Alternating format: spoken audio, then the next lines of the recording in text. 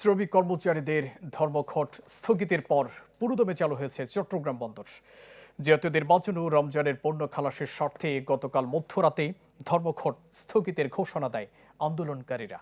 ফলে সকাল থেকে স্বাভাবিক হয় বন্দরের কার্যক্রম। চলছে পণ্য ওঠানামা।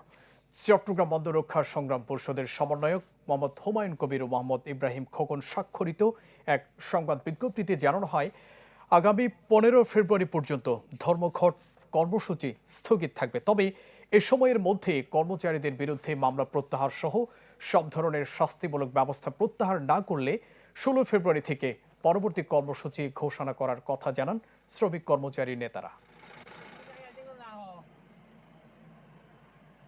আলোচনার প্রেক্ষিতে আমরা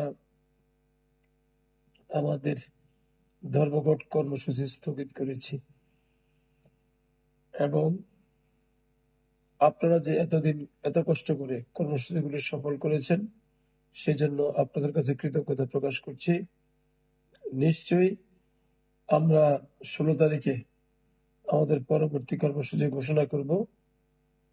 তৎপর্যন্ত সকলকে ধৈর্য ও সুশৃঙ্খলতার সাথে দাপ্তরিক কাজ চালিয়ে যাওয়ার জন্য বিনীতভাবে অনুরোধ জানাচ্ছি।